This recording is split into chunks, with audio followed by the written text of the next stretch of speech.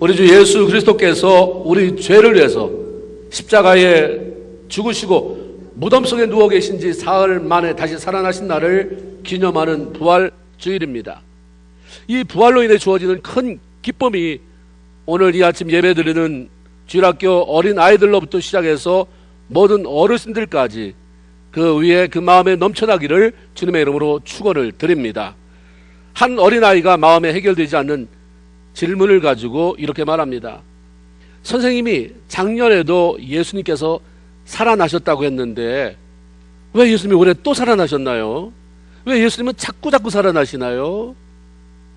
어른들은 몰라도 체면상 물어보지 못하지만 아이들은 궁금하면 참지를 못합니다. 예수님은 매 부활주일마다 살아나고 그 다음에 무덤에 들어갔다 또 살아나고 그런 것이 아니라 벌써 2000년 전 십자가에서 죽으시고 다시 살아나셨습니다.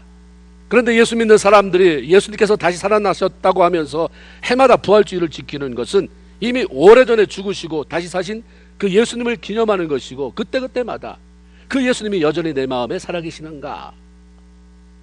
부활을 경험한 나는 어떻게 살아가야 하는가를 자꾸 점검하고 물어보고 결단하는 시간을 갖는 거지요. 그러면 예수님은 왜 십자가 위에서 죽으셔야 했는가? 그것은 바로 저와 여러분 모두의 죄 때문입니다. 십자가는 로마라고 하는 나라에서 아주 나쁜 죄를 지은, 흉악한 죄를 지은 사람을 죽이는 사형틀이었습니다. 사형하는 방법이에요. 아주 흉악한 죄를 지은 사람을 아주 완전히 벗겨서, 벌거벗겨서 높이 십자가 위에 매달아 놓고 지나가는 사람마다 얼마나 못된 짓을 했으면 저기 매달렸을까 조롱하게 하고 많은 피를 흘리면서 아픔과 고통 속에서 서서히 피 흘리면서 다 피가 빠질 때까지 서서히 물이 다 빠져나갈 때까지 아주 고통스럽게 견디다가 죽게 만드는 수치스러운 아주 무서운 사형 방법이었습니다.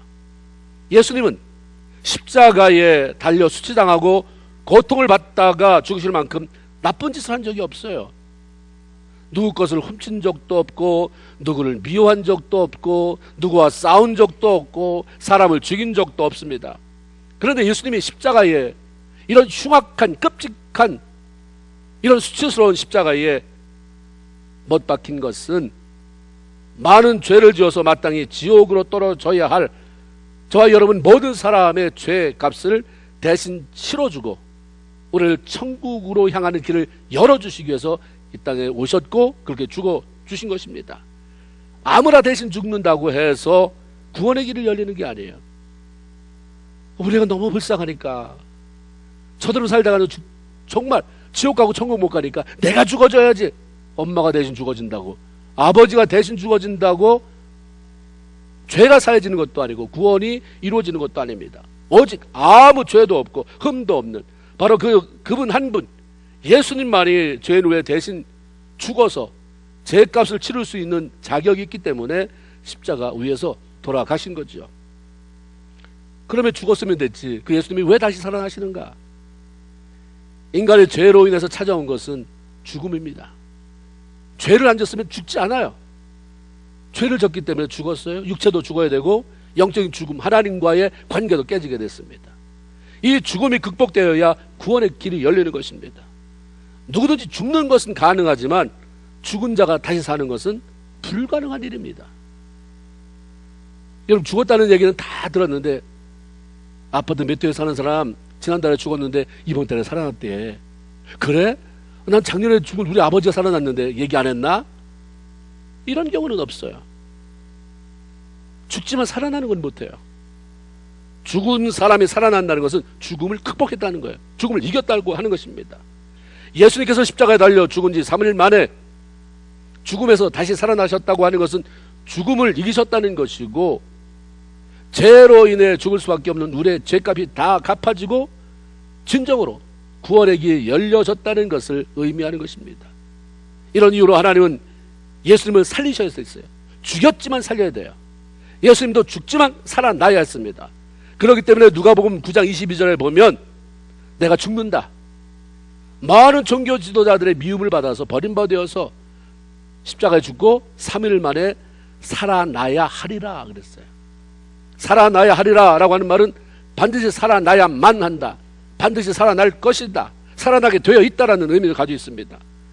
다시 살아나야 하나님께서 계획하시고 예수님께서 이 땅에 오신 목적인 구원이 완성되기 때문인 것입니다. 본문에 보면 여인들이 예수님의 시신에 향포를 바르려고 이른 새벽에 무덤을 찾아왔다가 그분의 시체가 없어진 것을 보고 근심이 가득 차 있습니다. 그때부터 예수님의 일에 발벗고 나서는 것은 남자보다 여자가 한 발 빠른 것 같아요. 이유는 잘 모르겠지만 한간에는 그런 소문이 있어요. 그 소문을 굳이 말씀드린다면 입에다 뭘 가두고 있을 수 없어서 예수 부활의 사건을 여자들한테 먼저 보여주면 금방 그 소문된다, 그 여자들이 먼저 갔다, 이런 얘기가 있긴 않는데 성경에는 안 나오는 얘기입니다. 또 집에 가서 찾아보시기 바라요. 찾아보지 마세요. 찾아갔어요. 근데 근심이에요. 도대체 여기 무덤에 시체가 있어야 되는데 어디 갔을까? 그때 그들 곁에 나타난 천사가 들려준 메시지가 5절 6절. 어찌하여 살아있는 자를 죽은 자 가운데서 찾느냐? 여기 계시지 않고, 다 같이 살아나셨느니라. 여기 계시지 않고, 한 번 더, 여기 계시지 않고. 아멘. 이 부활하신 예수님을 만난 사도 바울도 예수 그리스도께서 죽으셨다가 다시 살아나는 일이 없다면, 그분은 살아나셨다. 근데 만약에 안 살아났다면 우리가 뭘 믿는 것이냐? 뭘 믿겠다고 매 주일마다 꼬박꼬박 교회 나오는 것이냐? 천국 간다고 막연히 생각하는데 누구 맘대로 죄가 사해지고 천국을 갈 수 있겠느냐? 예수 믿고 참고 견디고 수고하며 사는 그 삶이 뭔 의미가 있느냐? 그렇게 사는 사람이 제일 불쌍하다. 그러다가 죽으면, 아니 예수 부활도 없는데 그래서 죽으면 다 망하는 것이다, 이렇게 말씀합니다. 그런데 고린도서 15장 20절에 반전의 메시지를 이렇게 전해요. 그러나 이제 그리스도께서 죽은 자 가운데서 다시 살아나사 잠자는 자들의 전 열매가 되었도다. 할렐루야. 그러면 누구든지 예수님이 내 죄를 위해 돌아가셨고 내 죄를 위해 다시 사셨습니다, 나는 이 예수님을 나의 구원자요 내 삶의 주인으로 모셔드립니다라고 진심으로 고백하고 믿기만 하면 하나님의 아들이 되고 하나님의 딸이 되어서 아름다운 천국에 들어갈 자격을 얻게 되는 것입니다. 이 땅에서 죽어도 천국에서 다시 사는 그런 은혜를 누리게 되는 거죠. 천국은 착한 일을 많이 해서 가는 게 아니에요. 나를 위해서, 내 죄를 위해서 돌아가시고 다시 살아나신 예수님을 믿음으로 가능한 것입니다. 예수 믿는 게 왜 저래? 구원받았다고 하는 게 왜 저래? 나는 저래서 예수 안 믿어. 이 다음에 보면 그런 사람은 천국에 와 있지 않아요. 내가 잘못하고 쓰러지고 넘어지지만 그래도 나는 예수가 내 구주를 확신한다, 나를 위해서 십자가 달려 들어가신 예수 믿는다, 내 삶의 주인이다, 나는 연약해서 넘어진다, 애쓴다, 이런 사람이 거기 가 있는 거예요. 저렇게 믿으려면 믿지, 나 그래서 교회 안 가, 못 찾아요. 못 찾아, 변하지 않으면. 그런 사람이 예수 믿지 않으면 천국에 들어갈 수가 없는 것입니다.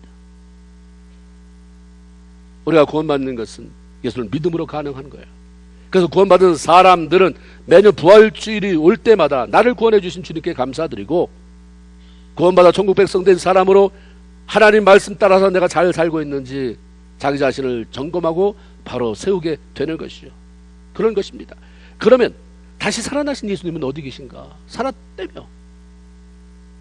하나님은 예수님께서 죽음에서 살아나셨을 때 그분을 천국으로 올리세요. 우리를 죄에서 구원하기 위해 십자가 지러 오신 예수님이 그 일을 모두 마치셨기 때문에 더 이상 세상에 머물러 계실 필요가 없었습니다. 그래서 히브리서 12장 2절에 보면 믿음의 주요 온전케 하시는 이인 예수를 바라보자. 저는 그 앞에 있는 즐거움을 위하여 십자가를 참으사 부끄러움을 개의치 아니하시더니 하나님 보좌 우편에 앉으셨느니라. 하나님이 앉아 계신 그 자리 우편, 오른쪽, 영광스러운 자리입니다. 아버지 하나님의 말씀에 순종하기 위해서 그 놀라운 아름다운 천국, 그 놀라운 특권 다 포기하고 냄새나는 이 더러운 죄로 가득 찬 이 땅에 오신 예수, 이 세상 모든 사람에게 구원받을 길을 열어주시기 위해서 벌거벗기는, 부끄러움을 개의치 아니하고 그랬잖아요.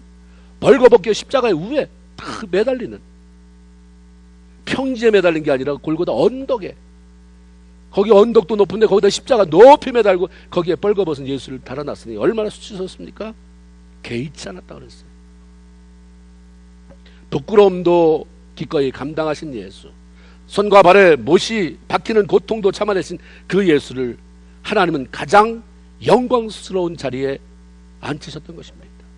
주님께서 왜 그랬느냐 아신 거예요. 앞에 있는 즐거움, 이게 고통스럽지만 이건 한순간에 지나간다. 이 모든 일을 마칠 때 내 아버지께서 나를 영광스러운 즐거움이 있는 그것으로 나를 이끌 것이다. 성경에 보면 그 당시 살아나신 예수님께서 하늘로 올라가시는 것을 본 사람들이 참 많이 있었어요. 예수님의 제자 마가도 마가복음 16장 19절을 보면 예수께서 말씀을 마치신 후에 하늘로 올리우사 하나님 우편에 앉으셨다라고 기록합니다. 그리고 우리가 잘 아는 대로 스데반 집사님이 복음을 전하다가 예수 살아나셨습니다, 예수 믿어야 구원받습니다라고 복음 전하다가 돌에 맞아 죽게 되는 상황에 그때 눈이 열렸어요. 그냥 보는 육적인 눈이 아니라 영적인 눈이 열려서 하늘이 보이는 거예요. 하나님의 영광이 보입니다. 그리고 예수께서 하나님 우편에 서신 것을 보았다 그랬어요.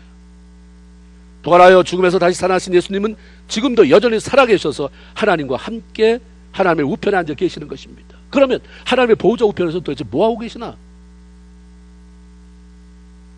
요한 1서 2장 1절에 만일 누가 죄를 범하면 아버지 앞에서 우리에게 대언자가 있으니 곧 의로우신 예수 그리스도다.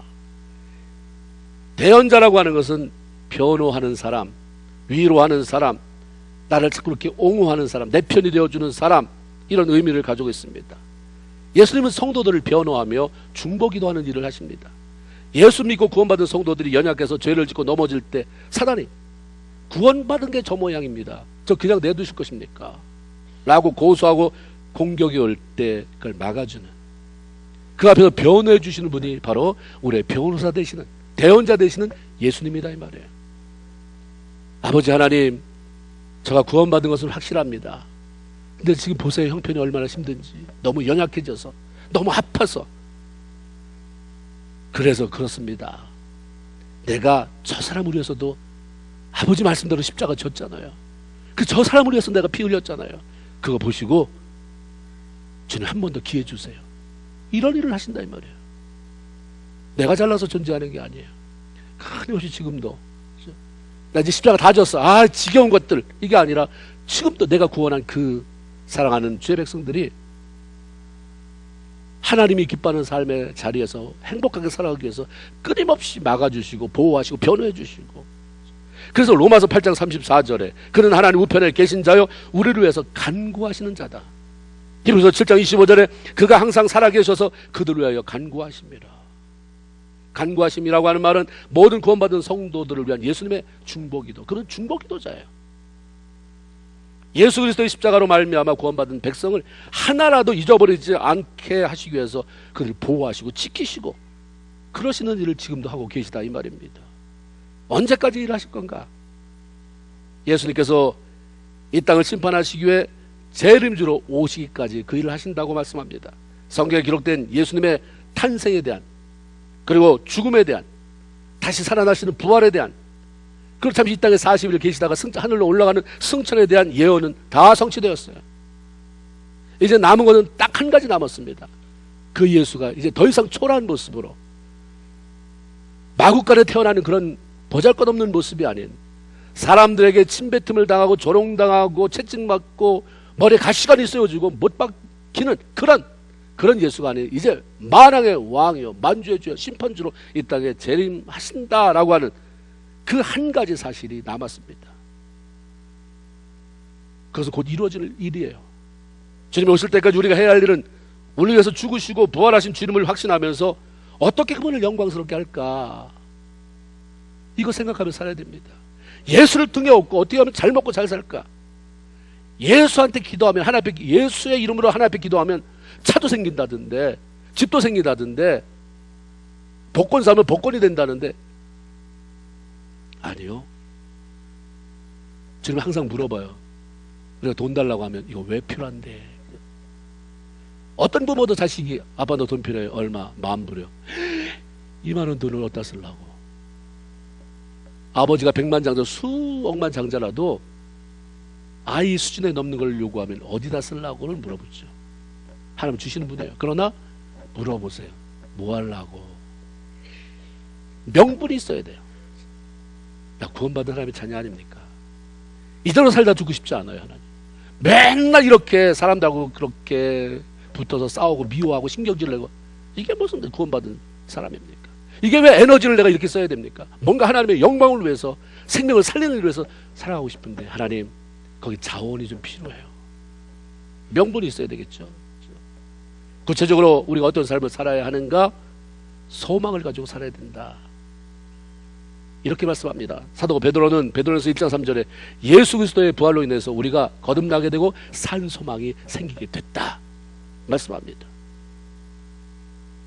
그 소망이라고 하는 것은 자꾸 하나님 뜻대로 살고 싶은 마음이 생기는 거죠. 내가 뭐라고, 죽으면 죽나 보다, 지옥 가면 지옥 가나 보다. 한두 번 했는데 말 안 들으면 그래 알았다, 네가 하고 싶은 대로 해라, 내둬도 되는데 자꾸 내 마음을 충동하셔서 내가 구원받은 백성으로 이렇게 살면 안 되지, 하나님 뜻대로 살아야지, 이 땅의 삶이 다가 아니지, 다 죽지만 나는 다시 천국에서 다시 사는데, 이렇게 살다가 하나님 앞에 갈 수 없으니까 이 땅에서 삶을 아름답게 가꾸고 멋지게 살아야지, 이런 소망이 생기게 되는 것입니다. 부활의 소망은 사람들로 하여금 이 땅에 과도한 미련을 두지 않게 만듭니다. 예수님의 부활을 직접 목격한 초대교회 성도들의 마음에는 천국에 대한 불타는 소망이 생겼어요. 죽이려면 죽여라. 죽여? 그래, 나는 천국 가서 다시 살아난다. 부활의 소망이 있다. 담대했어요. 째째하지 않았어요. 비겁하지 않았어요. 쉽게 타협하지 않았어요. 예수 믿으면 예수 믿는데 자리에 와서 찬양하다가 술자리가 생기면 그 자리에서 누구보다도 열심히 술 마시고 누구보다도 세상 향락 취하고 이렇게 살지 않았어요. 그렇게 살았다고 벼락이 떨어지지 않아요. 무슨 재앙이 떨어지지 않지만 소망이 없기 때문에 그렇게 사는 사람, 그런 사람이 슬퍼하시는 거잖아요. 내가 너를 구원하고 내가 너를 위해서 죽은 것은 그렇게 살라고가 아니라 행복한 삶. 너 지금 행복하냐? 의미 있는 삶. 너 지금 의미가 있느냐? 너 지금 하나님의 영광을 돌려 네 마음속에 말할 수 없는 보람을 가지고 사느냐? 물어보신 거죠. 초대교회 성도들은 이 땅의 삶이 다가 아니라 천국이 있다는, 언젠가는 그분을 거기서 만난다는 소망 때문에 자꾸 욕심을 버린 거예요. 초대교회 보세요. 성령이 임하니까 불같은 마음, 뜨거운 마음이 있었지만 나는 성령으로 인해서 예배드린다, 기도한다, 여기서 끝나지 않았어요. 이웃을 돌아봤어요. 그 나라 갈 때 하나님 앞에 뭐하고 왔느냐에 대한 대답을 하기 위해서 그 소망이 생기니까 자꾸 이웃을 돌아보는 거예요. 복음을 전할 뿐만 아니라 필요한 거예요. 내 불필요한 것은 나눠서 다른 사람 필요를 채워주는 그런 삶. 자꾸 이웃에게 눈을 돌렸습니다. 이 땅의 삶이 전부라고 생각하기 때문에 사람들은 어떻게 해서든지 이 땅에 사는 동안 남보다 더 많이 소유하고 남보다 더 좋은 것을 갖고 싶어하고 그런 욕심만 채우려고 그렇게 이기적으로 살아갑니다. 그러나 천국에서 영원히 주님과 더불어 살아갈 것을 기대하는 사람들은 그 소망 때문에 조금씩 우리의 욕심을 내려놓고 삶을 아름답게 준비해 가게 되는 것입니다. 그리고 부활의 소망은 사람들로 하여금 이 땅에 사는 동안에 어떤 어려움이나 고난에 너무 쉽게 굴복하지 않게 만들어요. 이 땅에 수많은 선교자가 이미 순교자가 등장했잖아요. 21세기는 지난 수많은 역사 속에서 다 비교해 볼 때 가장 많은 순교자를 내는 시기라고 말합니다. 이렇게 좋은데 이렇게 미국같이 다 사는 게 아니잖아요. 이런 세대에 누가 예수 때문에, 어떤 나라가 예수 때문에 죽여? 근데 초대교회보다 더 많은 사람이 죽어가고 있대요. 예수 때문에. 머슬렘권에서도 수도 없이 많은 사람이 죽어가요. 예수 믿는다는 것 때문에. 이 땅에 수많은 순교자들이 모진 핍박과 고통을 견뎌내고 순교할 수 있었던 이유는 부활에 대한 소망입니다. 그리고 천국에 대한 확신이 있었기 때문이에요. 그 얘기가 15에서 11장에 너무 잘 나와 있어요. 어떤 이들은 더 좋은 부활을 얻고자 천국에서 정말 다시 내가 살게 되는데 그때 떳떳하게 하나님의 얼굴을 기쁨으로 보기 위해서 악형을 받대. 예수 이름 때문에 악형을 받아도 구차히 면하려고 들지 않았어요.